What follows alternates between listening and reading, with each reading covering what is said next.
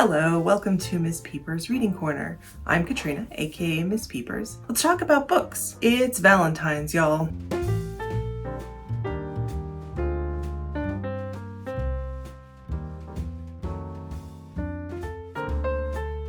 Happy Valentine's Day, or Happy Singles Awareness Day, or Happy Wednesday. It's February 14th. No matter how or even if you celebrate Valentine's Day, I've got some book recommendations for you. Let's start with a fun one. Have you ever been reading a Jane Austen novel and thought, this needs pirates? If so, I've got the book for you. The Wisteria Society for Lady Scoundrels by India Holton. Cecilia Bassingthwaighte is a junior member of the Wisteria Society, hoping to rise in the ranks.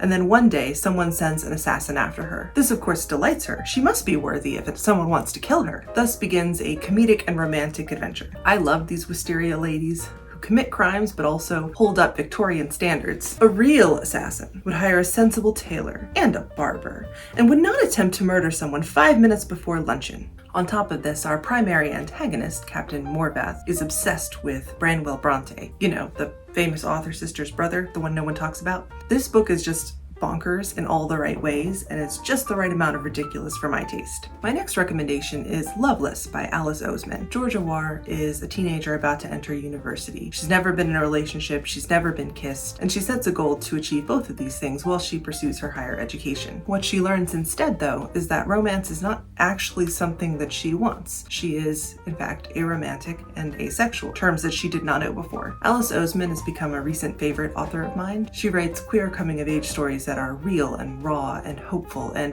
most importantly, not preachy. Loveless uses the structure of a traditional romance novel to tell a story that is, in fact, about not having romance, which is actually kind of beautiful. Georgia learns that what's important to her is actually to love herself and to value her friendships. If you're watching this video, chances are very good that you love books.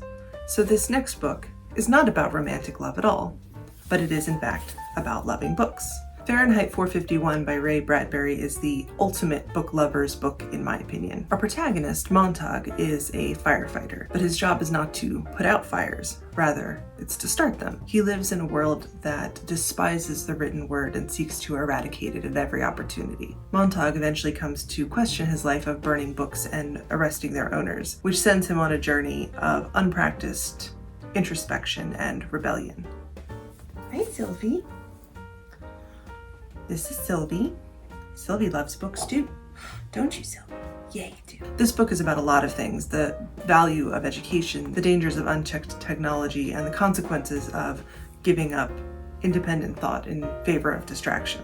But it is also, and in some ways primarily, about the love of books. It's not books you need, it's some of the things that were once in books. The same infinite detail and awareness could be projected through the radios and televisors, but are not. No, it's not books at all you're looking for. Take it where you can find it, in old phonograph records, old motion pictures, and in old friends. Look for it in nature and look for it in yourself. Books were only one type of receptacle where we stored a lot of things we were afraid we might forget. There's nothing magical in them at all. The magic is only in what books say, how they stitch the patches of the universe together into one garment for us.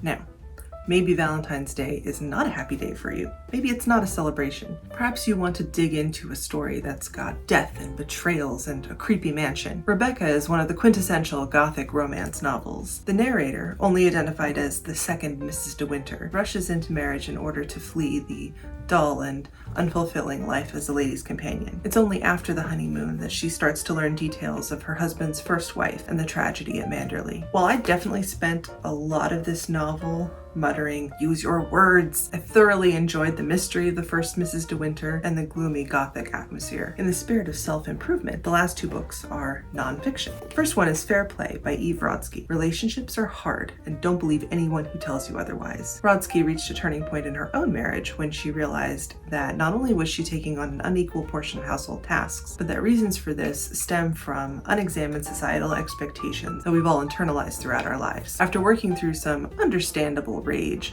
she realized how she could put her professional skills towards organizational management strategy towards the organization of a household. The result was Fair Play, a method for reconsidering with your partner what household tasks are important, who's going to do what, and importantly, How do you know when something is done? The goal is not to split tasks exactly 50-50. In fact, that is very much discouraged, but rather to consider week over week, what are our priorities, who has the time, and who has the mental resources for each item. I've tried this with Mr. Peepers, and while we've made adjustments so that the system works for us, it has massively improved the way that we communicate and get things done. While this book largely discusses the dynamics of heterosexual married couples, the methods really can be applied to any household configuration, whether it's a romantic relationship, a family with children, or even a roommate situation. And finally, continuing on the theme of finding a life that works for you and finding ways to love yourself, Untamed by Glennon Doyle. This is a memoir about Doyle's realization that the life she was living, that she had built over decades, was not the life she wanted for herself. And so she went about changing that. She quit drinking, divorced her husband, and married a woman. Change is messy. Confronting emotions can be devastating, and you cannot rewrite your life without affecting the people in it. And Doyle is very open that she didn't just affect them, in some cases she hurt them. I tabbed so much of this book, but if I have to pick one quotation, it's this question that Doyle asks people to come to her in crisis. What is the truest, most beautiful story about your life that you can imagine? And that's something that all of us should consider. So that's it. Those are my Valentine's recommendations. Some books certainly more romantic than others, but all coming back to the theme of love in some way.